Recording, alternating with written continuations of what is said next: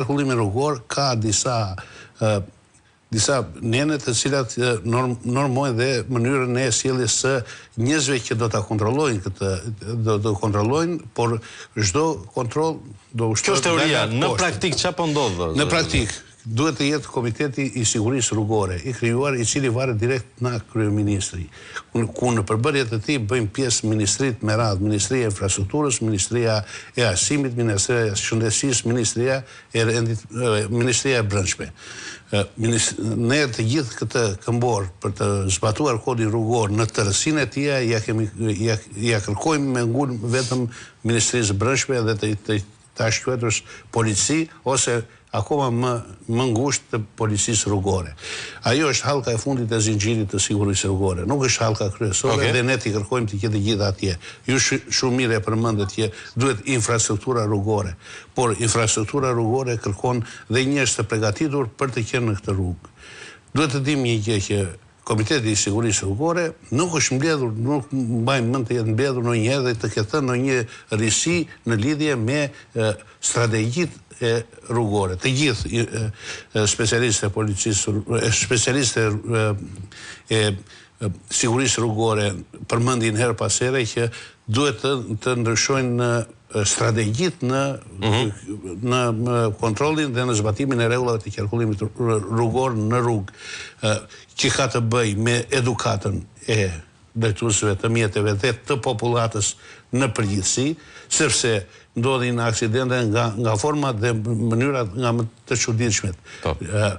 Unë jam i gjeneratës po futem në gjeneratën e vjetër dhe rrugët ose më mirë infrastruktura rrugore ka qenë akoma më keq.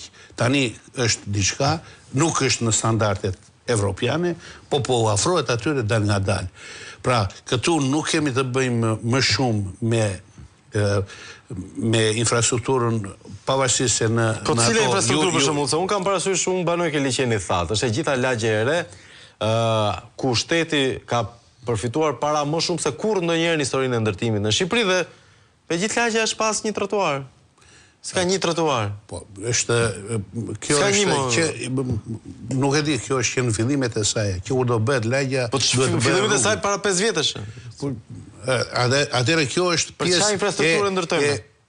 Pjesë e pushtetit vendor, i cili është dhe si mund ta quajmë pronari i rrugëve në brenda qendrave të banuara.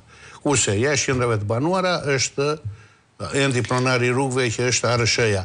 Por dhe rrugët lokale, të cilat me të drejtë ju i përmendet që nuk kanë asnjë lloj sinjalizimi, asnjë lloj standardi, ato janë pjesë e bashkisë, sepse ne kemi bërë një komitet ekzekutiv në kohën e parë, tani është bërë afërsisht i barabartë me të, i cili ka disa njësi vendore të pa asnjë lloj atributi dhe jo, më fal. Një sekondë, në qarkun e Elbasanit, zoti Luzi, ta bëjmë më konkrete. Në qarkun e Elbasanit nuk ka javë që nuk vritet një fëmijë në aksident rrugor. O ku shkon për Rogozhin nga zona veçanërisht Pajov-Papër, ose këtej ku shkon për Librazh, siç ishte rasti i Mengles.